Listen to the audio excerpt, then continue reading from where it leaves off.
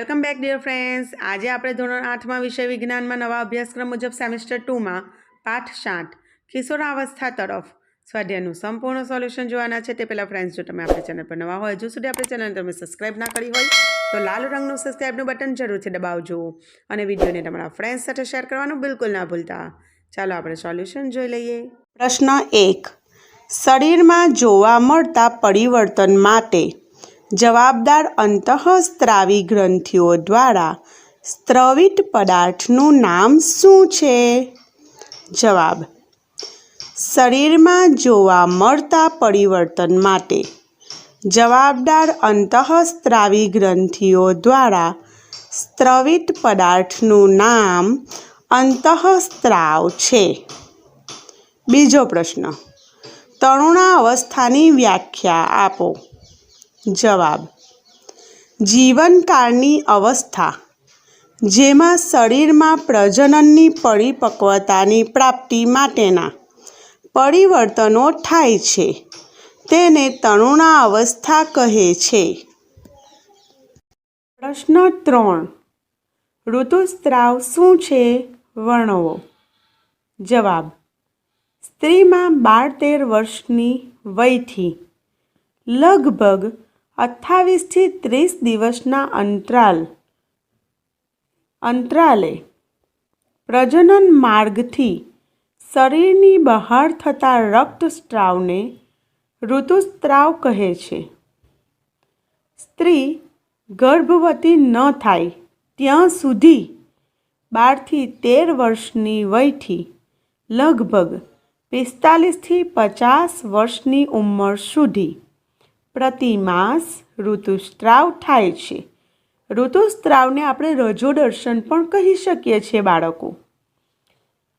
અંડપિંડમાંથી મુક્ત થયેલા અંડકોષનું જો ફલન ન થાય તો તેવી સ્થિતિમાં અફલિત અંડકોષ તથા ગર્ભાશયનું અંદરનું સ્તર તેમજ તેની રુધિરવાહિનીઓ સાથે તૂટવા લાગે છે।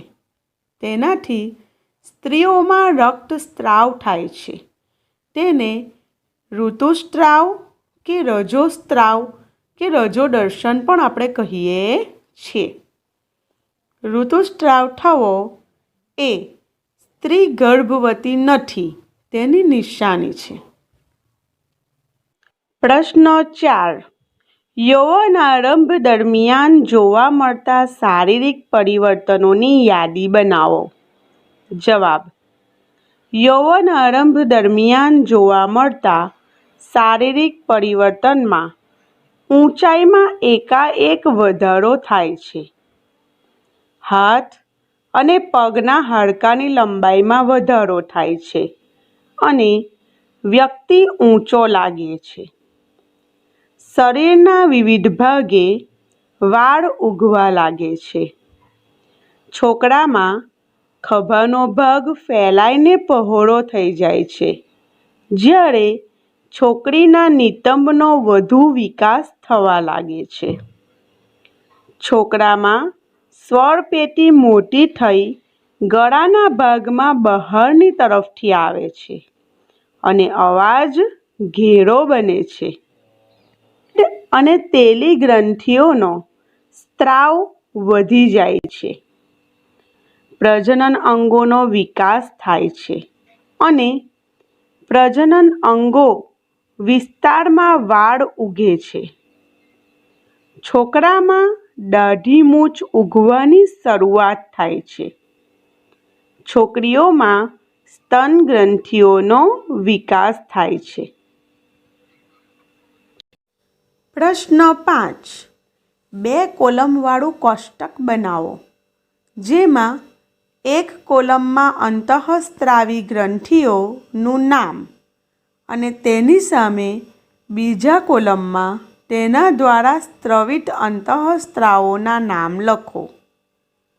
જવાબ: અંતઃસ્ત્રાવી ગ્રંથિ, પિટ્યુટરી ગ્રંથિ, સ્ત્રવિત અંતઃસ્ત્રાવ, વૃદ્ધિ અંતઃસ્ત્રાવ। થાઇરોઇડ ગ્રંથિમાંથી થાઇરોક્સિન, સ્વાદુપિંડમાં ઇન્સ્યુલિન, એડ્રિનલ ગ્રંથિમાંથી એડ્રિનાલિન, શુક્રપિંડમાંથી ટેસ્ટોસ્ટેરોન અને અંડપિંડમાંથી એસ્ટ્રોજનનો સ્ત્રાવ થતો હોય છે. બાળમિત્રો, આ કોષ્ટક બહુ જ અગત્યનું છે. ઘણીવાર વિકલ્પોમાં અથવા ટૂંક જવાબી પ્રશ્નોમાં અંતઃસ્ત્રાવી ગ્રંથિ અને તેમાંથી સ્ત્રવિત અંતઃસ્ત્રાવનું નામ પૂછાતું હોય છે. માટે ધ્યાનપૂર્વક વાંચીને લખજો. પ્રશ્ન 6. જાતીય અંતઃસ્ત્રાવ એટલે શું? તેનું નામકરણ આ પ્રકારે કેમ કરવામાં આવ્યું છે? તેના કાર્યો જણાવો.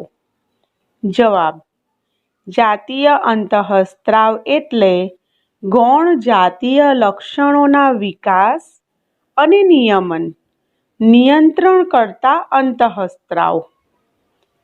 જાતીય અંતઃસ્ત્રાવનું નામકરણ આ પ્રકારે કરવામાં આવ્યું છે કારણ કે તેઓ સ્ત્રાવ જાતીય અંગમાંથી થાય છે. તેનો સ્ત્રાવ જાતીય અંગમાંથી થતો હોય છે અને તેની અસર હેઠળ વિકસતા લક્ષણો છોકરા અને છોકરીને જુદા દેખાવામાં મહત્વના છે. જાતીય અંતઃસ્ત્રાવના કાર્યો.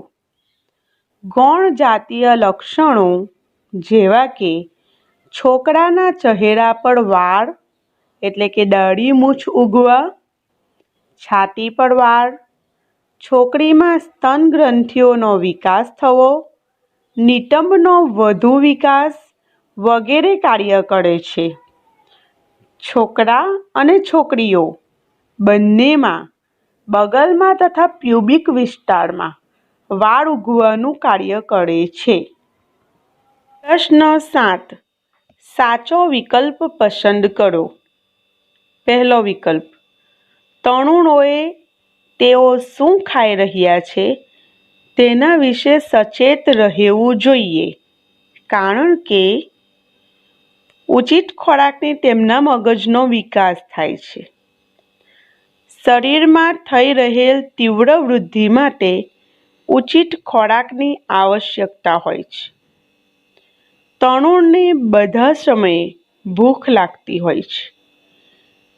તરુણમાં સ્વાદાંકુરોનો વિકાસ પૂર્ણ થયેલો હોય છે.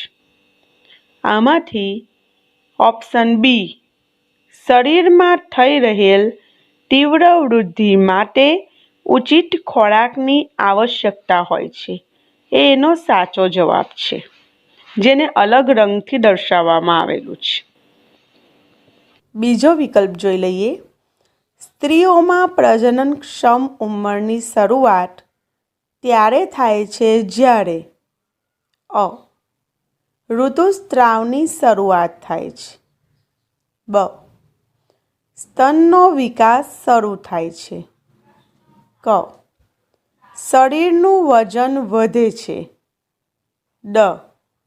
શરીરની ઊંચાઈ વધે છે. તો એનો સાચો જવાબ છે ઋતુસ્ત્રાવની શરૂઆત થાય છે. પ્રશ્ન 8. નીચેના પ્રશ્નો પર ટૂંક નોંધ લખો. એ. કંઠમણી. બી. ગૌણ જાતીય લક્ષણો. સી. ગર્ભસ્થ શિશુમાં લિંગ નિશ્ચયન. પહેલાનો જવાબ જોઈ લઈએ. કંઠમણી. યૌવન આરંભમાં છોકરાઓની સ્વરપેટી વિકાસ પામીને અપેક્ષાકૃત મોટી થઈ જાય છે. છોકરાઓમાં મોટી થયેલી સ્વરપેટી ગળાના ભાગમાં બહારની તરફ ઉપસી આવે છે. તેને કંઠમણી કહે છે. તેના કારણે છોકરાઓનો અવાજ ઘેરો હોય છે. બી. ગૌણ જાતીય લક્ષણો. છોકરાઓને છોકરીઓથી અલગ પાડતા લક્ષણોને ગૌણ જાતીય લક્ષણો કહે છે. છોકરા અને છોકરી બંનેમાં બગલમાં તેમજ પ્યુબિક વિસ્તારમાં વાળ ઉગવા, છોકરામાં દાઢી મૂછ તેમજ છાતી પર વાળ, ઘેરો અવાજ, જ્યારે છોકરીમાં સ્તન ગ્રંથિનો વિકાસ, તીણો અવાજ વગેરે ગૌણ જાતીય લક્ષણો છે. ગર્ભસ્થ શિશુમાં લિંગ નિશ્ચયન. જવાબ: ગર્ભસ્થ શિશુની જાતિ એટલે કે લિંગનું નિશ્ચયન લિંગી રંગસૂત્રો વડે થાય છે. મનુષ્યમાં સ્ત્રીનો અફલિત અંડકોષ હંમેશા એક્સ લિંગી રંગસૂત્ર ધરાવે છે. પુરુષમાં શુક્રકોષ 2 પ્રકારના, ફક્ત એક્સ લિંગ રંગસૂત્ર ધરાવતા અને ફક્ત વાય લિંગી રંગસૂત્ર ધરાવતા હોય છે. ફલન થાય તે ક્ષણે એટલે કે તે જ સમયે ગર્ભસ્થ શિશુનું લિંગ નિશ્ચયન થઈ જાય છે. જો એક્સ લિંગી રંગસૂત્ર ધરાવતો શુક્રકોષ ફલનમાં ભાગ લે તો લિંગ રંગસૂત્ર બંધારણ XX થશે. આ યુગ્મન જ માદા એટલે કે છોકરી તરીકે વિકાસ પામે. જો વાયલિંગી રંગસૂત્ર ધરાવતો શુક્રકોષ અંડકોષનું ફલન કરે તો યુગ્મનજનું લિંગ રંગસૂત્ર બંધારણ XY થશે. આ યુગ્મનજ નર એટલે કે છોકરા તરીકે વિકાસ પામે. આમ ગર્ભસ્થ શિશુના લિંગ નિશ્ચયન માટે ફલનમાં ભાગ લેતા શુક્રકોષમાં રહેલું લિંગી રંગસૂત્ર કે સંતાનના પિતા ઉપર જવાબદાર છે. વૈજ્ઞાનિક કારણો આપી સમજાવો. 1. તરુણા અવસ્થામાં છોકરા અને છોકરીઓમાં અલગ અલગ બદલાવ જોવા મળે છે. કારણ આપો. જવાબ: તરુણા અવસ્થા દરમિયાન છોકરામાં ખભાનો ભાગ ફેલાઈને પહોળો તેમજ છાતીનો ભાગ વિસ્તૃત થાય છે. છોકરીઓમાં કમરની નીચેનો ભાગ પહોળો થાય છે. છોકરાઓમાં વૃદ્ધિને કારણે શરીરમાં સ્નાયુઓનો વિકાસ છોકરીઓના સ્નાયુઓના વિકાસની સરખામણીમાં વધુ હોય છે. આમ તરુણાવસ્થામાં છોકરા અને છોકરીઓમાં ફેરફાર અલગ હોય છે. બાળમિત્રો, ફેરફાર તો બંનેમાં જોવા મળે છે, પણ અલગ અલગ પ્રકારના ફેરફાર હોય છે. વૈજ્ઞાનિક કારણ જોઈ લઈએ. તરુણ વયની વ્યક્તિમાં ચહેરા પર ખીલની સમસ્યા સર્જાય છે. કારણ આપો. આ ખૂબ જ મહત્ત્વનું કારણ છે. આમાંથી તમારા ઘણા પ્રશ્નોનો ઉકેલ આવશે. જવાબ: તરુણાવસ્થામાં પ્રસ્વેદ ગ્રંથિ અને તેલ ગ્રંથિઓ વધારે પડતી ક્રિયાશીલ થઈ જાય છે. પ્રસ્વેદ ગ્રંથિ અને તેલ ગ્રંથિઓના સ્ત્રાવ વધી જાય છે. ચહેરા પર તેલ ગ્રંથિઓનું પ્રમાણ વધારે હોય છે. આના કારણે તરુણ વયની વ્યક્તિમાં ચહેરા પર ખીલની સમસ્યા સર્જાતી હોય છે. ત્રીજું વૈજ્ઞાનિક કારણ જોઈ લઈએ. પિત્યુટરી ગ્રંથિને સર્વોપરી ગ્રંથિ ગણવામાં આવે છે. કારણ આપો. Most important question. મોટા ભાગે પરીક્ષામાં પૂછાતો હોય છે અને આગળના ધોરણમાં પણ આ પ્રશ્ન અગત્યનો છે. જવાબ: પિત્યુટરી ગ્રંથિ મગજ સાથે સંકળાયેલી અંતઃસ્ત્રાવી ગ્રંથિ છે. પિત્યુટરી ગ્રંથિ દ્વારા સ્ત્રવતા અંતઃસ્ત્રાવો જનનપિંડ એટલે કે શુક્રપિંડ કે અંડપિંડને અંતઃસ્ત્રાવ ઉત્પન્ન કરવા માટે ઉત્તેજિત કરે છે. થાઇરોઇડ તેમજ એડ્રિનલ ગ્રંથિ પિટ્યુટરી ગ્રંથિ દ્વારા સ્ત્રવિત અંતઃસ્ત્રાવોના માધ્યમ દ્વારા મળતા આદેશ મુજબ જ પોતાના અંતઃસ્ત્રાવોને મુક્ત કરે છે. પિટ્યુટરી ગ્રંથિના સ્ત્રાવ વડે થાઇરોઇડ, એડ્રિનલ અને જનનપિંડના સ્ત્રાવનું નિયમન થતું હોય છે. આથી પિટ્યુટરી ગ્રંથિને સર્વોપરી ગ્રંથિ ગણવામાં આવે છે. બાળમિત્રો, બીજી બધી જે ગ્રંથિઓ છે એમાંથી સ્ત્રવતા અંતઃસ્ત્રાવનું નિયમન મેન ગ્રંથિ જે મગજમાં આવેલી છે તે પિટ્યુટરી ગ્રંથિ દ્વારા કરવામાં આવે છે. માટે તેને સર્વોપરી ગ્રંથિ કહેવામાં આવે છે. ચોથું વૈજ્ઞાનિક કારણ જોઈ લઈએ. તરુણા અવસ્થામાં ચિપ્સ, પેકિંગ ફૂડ તેમજ જંક ફૂડને નિયમિત ભોજનના ભોગે ખાવા ન જોઈએ. કારણ આપો. બાળમિત્રો, તમને આ બહુ લાગુ પડે છે. અત્યારે મોટાભાગના છોકરાઓ મોટાભાગે પડીકા જ ખાતા હોઈએ છે, પણ એમાંથી આપણા શરીરને જરૂરી વિટામિન્સ મળતા નથી. ઓકે, ચાલો એના વિશે આપણે સમજી લઈએ. તરુણાવસ્થા એ તીવ્ર વૃદ્ધિ અને વિકાસની અવસ્થા છે. આ અવસ્થામાં પોષણક્ષમ આહાર ખૂબ જ જરૂરી છે. ચિપ્સ, પેકિંગ ફૂડ તેમજ જંક ફૂડમાં પોષણની માત્રા પર્યાપ્ત હોતી નથી. આથી કાર્બોદિત, પ્રોટીન, ચરબી, વિટામિન્સ, ખનિજ ક્ષારોની પર્યાપ્ત માત્રા મેળવવા માટે સંતુલિત આહાર લેવો જોઈએ. આમ નિયમિત ભોજનના ભોગે ચિપ્સ, પેકિંગ ફૂડ તેમજ જંક ફૂડનો ઉપયોગ ટાળવો જોઈએ. પાંચમું વૈજ્ઞાનિક કારણ જોઈ લઈએ. જન્મ પહેલાં શિશુના લિંગનું નિશ્ચયન તેના પિતાના લિંગી રંગસૂત્રો દ્વારા થાય છે. કારણ આપો. આ બહુ જ મહત્ત્વનો પ્રશ્ન છે. જવાબ: મનુષ્યમાં 23 જોડ રંગસૂત્રો હોય છે. 23 જોડ એટલે કુલ કેટલા થયા? 46 થયા, બરાબર. અને જોડ સ્વરૂપે લખીએ તો 23 જોડ. તેમાં એક જોડ લિંગી રંગસૂત્રો માદામાં XX અને નળમાં XY હોય છે.